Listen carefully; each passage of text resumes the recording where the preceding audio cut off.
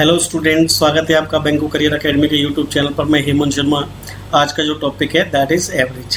ठीक है, इसमें एवरेज स्पेशल में कुछ स्पेशल क्वेश्चंस हम लोग डिस्कस करेंगे, क्योंकि इससे पहले भी हमने एवरेज का एक वीडियो बनाया है, वो इक्वल डिस्ट्रीब्यूशन को अच्छे से समझाया उसमें। आज इसमें इक्वल डिस्ट्रीब्यूशन को अप्लाई कैसे करते हैं वो देखना है। ठीक है, तो एप्लीकेशंस चलेंगे आज। देखिए, सबसे पहला क्वेश्चन आपने कई बार एग्जाम में देखा होगा। एक परिवार में दादा और दादी 2 लोग, माता और पिता 2 लोग और 3 पोते हैं। दादा दादी की औसत आयु 67 है, माता पिता की औसत आयु 35 है और पोतों की औसत आयु 6 है। तो परिवार की औसत आयु क्या होगी? तो इसके 2 तरीके हैं। सबसे पहला ऑर्डिनरी तरीका है कि आप ग्रैंड पेरेंट्स की टोटल आयु निकाल लीजिए प्लस पेरेंट्स की टोटल आयु निकाल लीजिए, क्योंकि पेरेंट्स भी 2 हैं, प्लस 6 × 3 कर लीजिए। ये आ गया पूरे परिवार की टोटल आयु और डिवाइडेड इट बाय 7, तो परिवार की औसत आयु आ जाएगी। ठीक है, दूसरा तरीका इसका ये है कि दादा दादी, मदर, फादर और 3 पोते। अब आप क्या कर सकते हो कि आपने मान ली इनकी गिवन औसत आयु जो दी है वो मान लीजिए कि औसत ही इनकी आयु है, तो ये इनकी एक्चुअल आयु तो हो नहीं सकती। तो इसीलिए हम डेविएशन निकालेंगे। किससे? माना कि इसकी वैल्यू 30 है, तो 30 से ये कितना ज़्यादा है? 37 ज़्यादा है। ये 5 ज़्यादा है, ये 5 ज़्यादा है और ये 24 कम है। तो डिफरेंस कैसे निकलेगा वो देखो आप, कि ये 37 और 37 74 प्लस का हो गया, ये 5 और 5 प्लस का 10 हो गया और ये हो गया माइनस का 72। अब माइनस का 72 इससे कट के प्लस का 2 आ गया, यानी कि 10 और 2 कितना बचा? 12। तो 12 डिवाइडेड बाय 7 लोग है ना, ये आपका आंसर आ जाएगा। तो फाइनली आपका आंसर आने वाला है बी। जब आप इसे सॉल्व करोगे तो आपका आंसर आ जाएगा 31 सही 5/7। ठीक है, तो ये इक्वल डिस्ट्रीब्यूशन मेथड है। इसे हम डेविएशन मेथड से भी जोड़ सकते हैं, पर इसमें मल्टीप्लाई करना नहीं पड़ता, इसमें सिर्फ डिफरेंस से आंसर का पता चल जाता है। चलिए आगे चलते हैं नेक्स्ट क्वेश्चन में। ये और ज़्यादा डिफिकल्ट हो जाएगा क्योंकि वैल्यूज़ बड़ी हैं।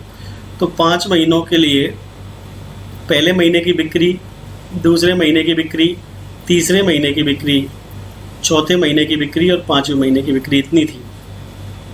तो पहला महीने की बिक्री कितनी थी? 6, 4, 3, 5। दूसरे महीने की बिक्री थी 6, 9, 2, 7। तीसरे महीने की बिक्री थी 6, 8, 5, 5। चौथे महीने की बिक्री थी 7, 2, 3, 0 और 5वें महीने की बिक्री थी 6, 5, 6, 2। 6वें महीने की बिक्री का पता करना है। अब इन्होंने कहा है कि आप ऐसा करो कि एवरेज कितना हो जाए? एवरेज आ जाए 6500। ठीक करते हैं, तो 6500 से ये 65 कम है, पर ये ज़्यादा है। कितना ज़्यादा है? ये 427। ये कितना ज़्यादा है? 355। ये कितना ज़्यादा है? 730। ये कितना ज़्यादा है? 62। अब आप देखो कि 65 और 62 में माइनस का 3 बचा। ये 3 आप यहाँ से हटा दो तो 424 प्लस का बचा। अब आप इनका डेविएशन पता कर लो। इनका डेविएशन पता करने के लिए आप इन्हें ऐड कर लो। 400 और 300 700, 7 और 7 14, 14, 20, 50 और 30 हो गया 15, 15 और 4 और 5 9, इतना। अब ये सारी वैल्यू को आप इसमें डिस्ट्रीब्यूट क्यों करोगे? क्योंकि आपको तो इसकी वैल्यू इंडिविजुअली निकालनी है, टोटल का एवरेज नहीं निकालना। तो डिस्ट्रीब्यूट नहीं करना, डायरेक्ट इसमें से आप माइनस कर दो। माइनस क्यों करने वाले हैं?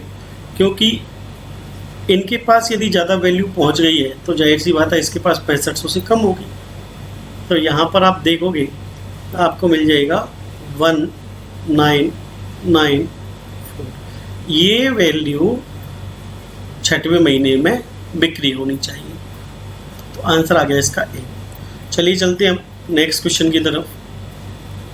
नेक्स्ट क्वेश्चन में लिखा है कि 20 संख्याओं का औसत 0 है, तो उसमें से अधिक कितनी संख्याएं 0 से अधिक हो सकती हैं। ये टेक्निकल क्वेश्चन है और ये कई एग्जाम में पूछा जा चुका है।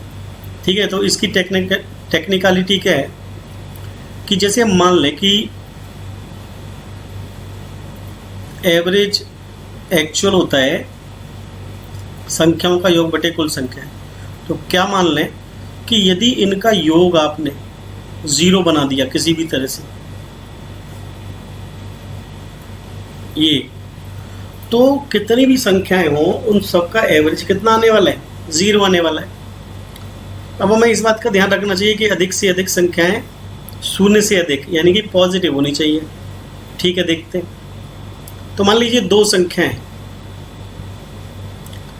तो एक प्लस की है और एक माइनस की है, तभी तो इनका योग क्या होगा?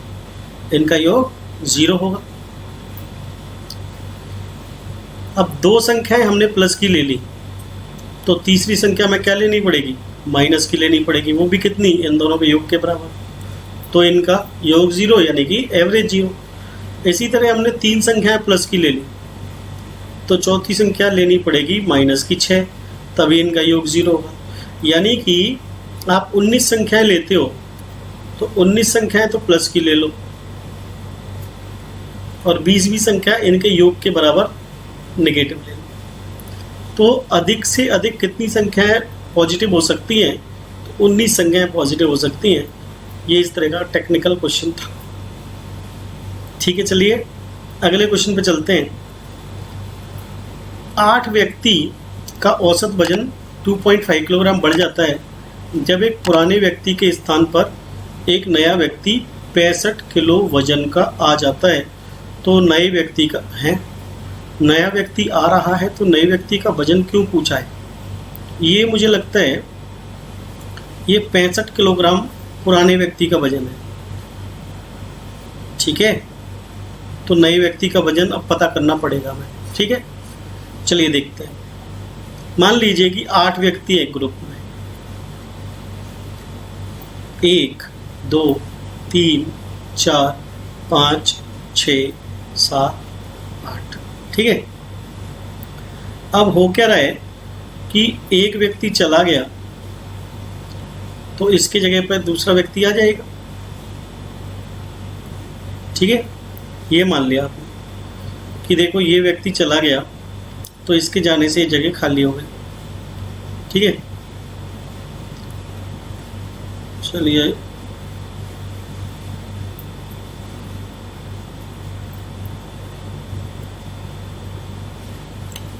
तो ये व्यक्ति यहां पर से चला गया, राइट। अब ये व्यक्ति यहां से चला गया है, जगह खाली हो गई है, नया व्यक्ति इसकी जगह आ गया है। तो नए व्यक्ति के बारे में कहा जा रहा है कि वो 2.5 किलोग्राम बढ़ा देता है सबकी वैल्यू। तो ये जाने वाला था 65 किलोग्राम का, यदि आने वाला भी 65 का ही आ जाता तो कोई फर्क नहीं पड़ता, पर ऐसा हुआ नहीं, इसकी वजह से बढ़ गया, यानी कि ये ज़्यादा का आया है। तो 8 लोगों का यदि 2.5 किलोग्राम बढ़ गया तो टोटल मिला के 20 किलोग्राम बढ़ा होगा, यानी कि ये 20 किलोग्राम ज़्यादा का आया होगा। दैट मीन्स ये कितने किलोग्राम का आया? 85 का। तो ये इसका आंसर हो जाएगा। बड़ा सिंपल सा फंडा है इक्वल डिस्ट्रीब्यूशन में। ठीक है, आप चाहो तो दोबारा देख लो इस चीज़ को कि जैसे 8 लोग हैं, तो 8 लोग हैं तो यदि उनका 8 लोगों का 2.5 बढ़ता है, मतलब कि टोटल 20 बढ़ता है, तो ये आने वाले व्यक्ति की वजह से बढ़ रहा है। जाने वाला 65 का था तो बढ़ने के लिए ज़्यादा का आना चाहिए, यानी कि आने वाला व्यक्ति कुल टोटल 85 किलोग्राम का होगा। ठीक है, चलिए आगे चलते हैं। 11 सदस्यों वाली क्रिकेट टीम के कप्तान की उम्र 26 साल है, ठीक है। तो कैप्टन की उम्र कितनी है? 26 साल। विकेट कीपर की उम्र 3 साल अधिक है, मतलब कि हो गई 29। अगर इन दोनों की उम्र को छोड़ दिया जाए, मतलब कि 55 को छोड़ दिया जाए, तो बाकी खिलाड़ियों की औसत उम्र 1 साल कम हो जाती है। तो बाकी खिलाड़ी कितने थे? 9। इनकी औसत उम्र 1 साल कम हो जाती है। तो आप इसको दो तरीके से कर सकते हो। या तो मैं आपको डायरेक्ट बता दूं कि जैसे आपने इसमें से 9 कम कर दिया तो कितना हो गया? तो हो गया 46। अब दो लोगों का 46 एवरेज है, तो ऑन एन एवरेज सबका कितना हो जाएगा? 23। यानी कि पूरे खिलाड़ियों की औसत आयु 23 हो जाएगी। पर आपको समझ नहीं आया होगा कि ये किया क्या, तो मैं इसको बता देता हूँ क्यों किया। ध्यान से देखना। जैसे कि मान लीजिए 11 खिलाड़ियों की औसत उम्र x है, तो टोटल हो गया 11x। 9 खिलाड़ियों में एक एक कम हो जाता है। कब? जब इसमें से अलग कर ली जाती है वैल्यू कितनी? 55। वो दोनों खिलाड़ी 26 साल का और 29 का चला जाता है, तो चला गया, तो 9 खिलाड़ियों की एक एक औसत कम हो गया।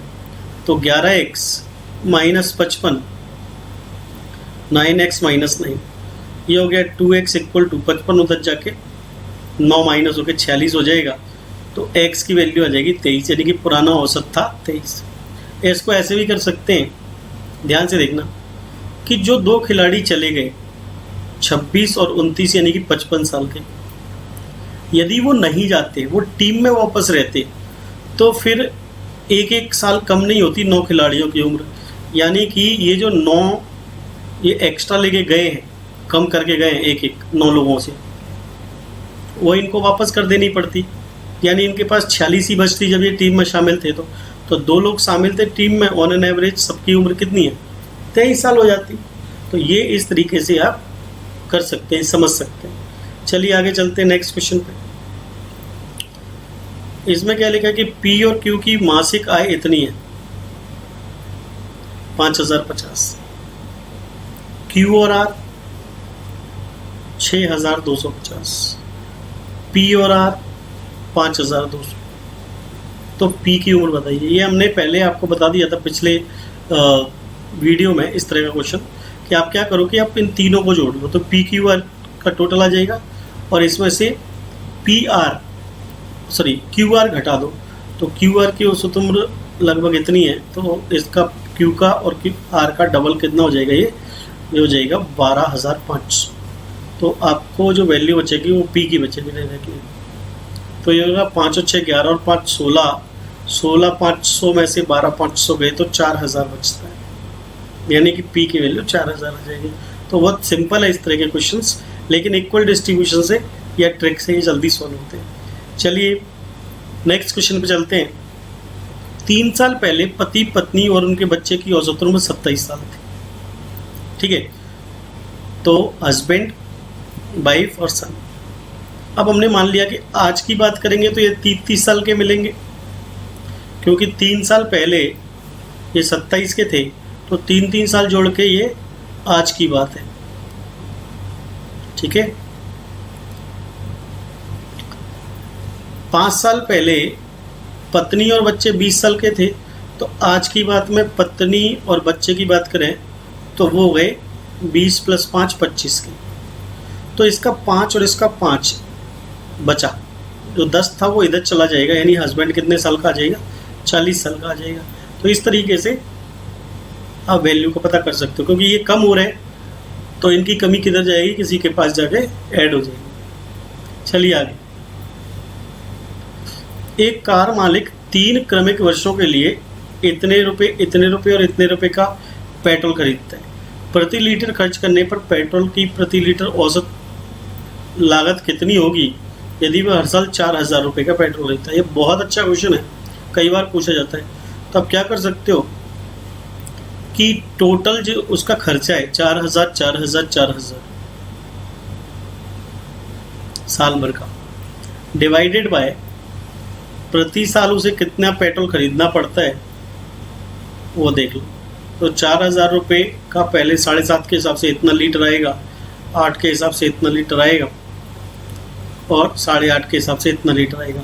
तो ये हो गया कुल पैसे बटे कुल लीटर पेट्रोल, तो ऑन एन एवरेज आ जाएगा। तो ये इसी तरह काम करता है जैसे एवरेज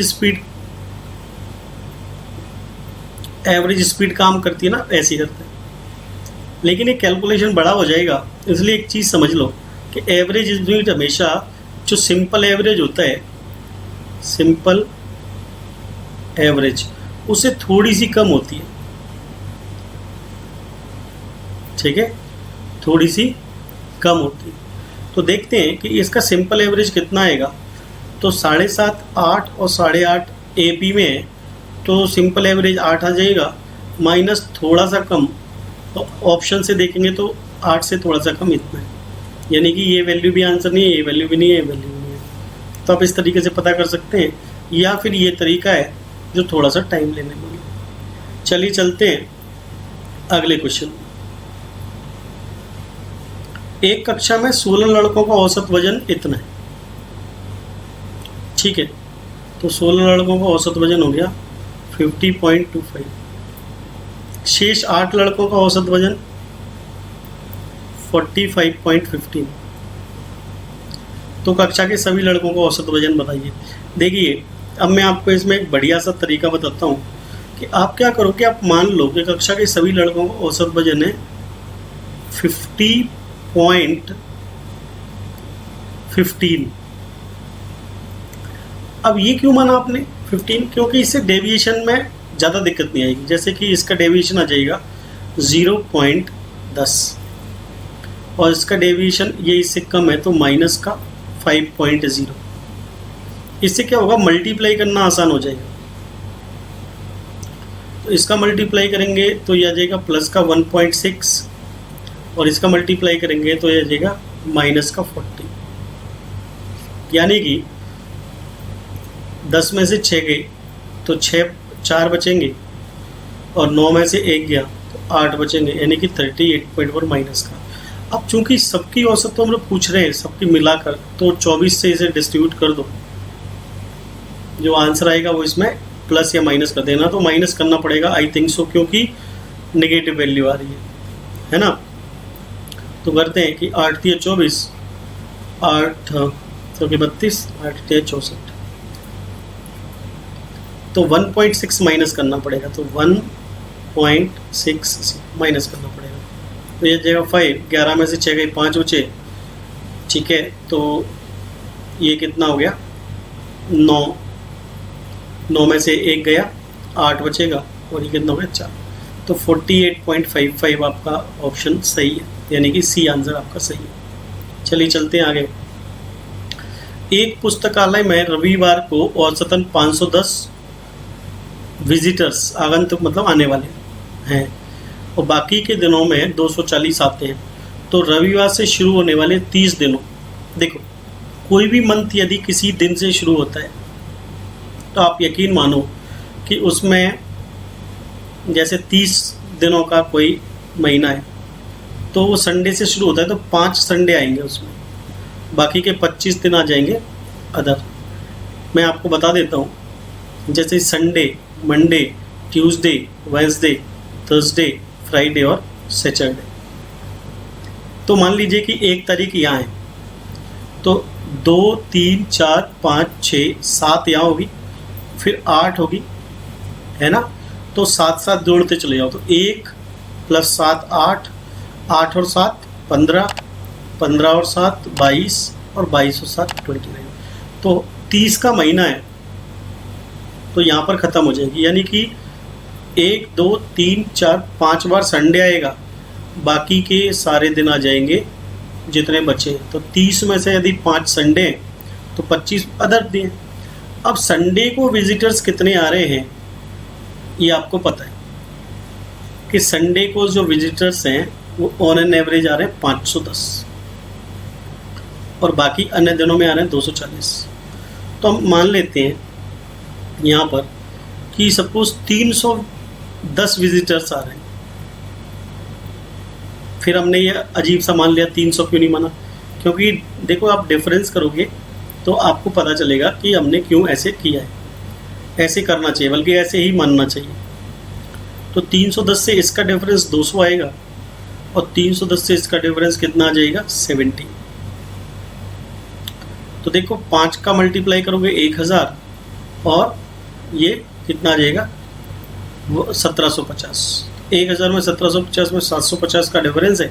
750 को अब 30 में डिस्ट्रीब्यूट करोगे तो 25 का वैल्यू आ रहा है प्लस का।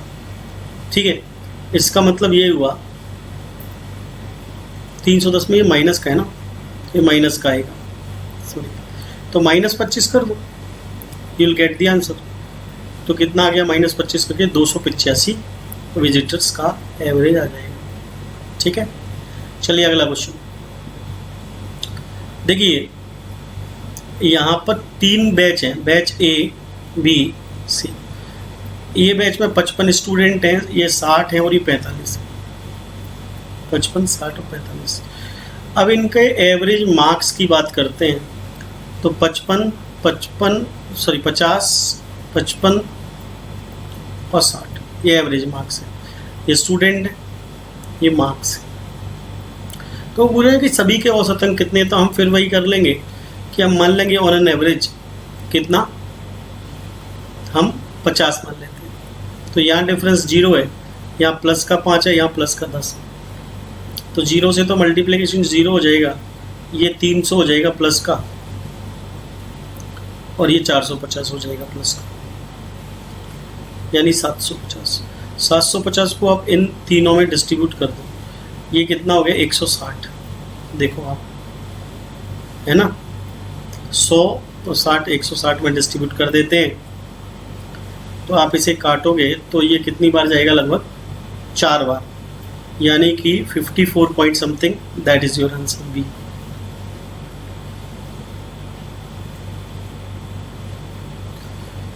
चलिए आगे चलते हैं। एक छात्र के अंकों को गलत तरीके से 63 की बजाय 83 पढ़ा, तो सीधी बात है कि डिफरेंस कितने का आ गया, 20 का। ये डिफरेंस आ गया, मतलब कि ये अलग से डिस्ट्रीब्यूट हो गए होंगे अंक और सबको आधा आधा मिल गया, क्योंकि औसत अंक पूरी कक्षा का आधा आधा बढ़ गया। तो 20 अंक जब आधा आधा बटेगा तो इसका मतलब है कि वो 40 लोगों में बटेगा। तो कक्षा में विद्यार्थी कितने थे, 40। तो इस तरह से equal distribution is much more important, you have to use it. तो ये कुछ स्पेशल क्वेश्चंस थे जो आते ही आते हैं। प्लीज़ इनको आप ट्राई करें, प्रैक्टिस करें और मेरे आगे के वीडियोस देखते रहें। आज के लिए इतना ही। Thank you students, thank you very much.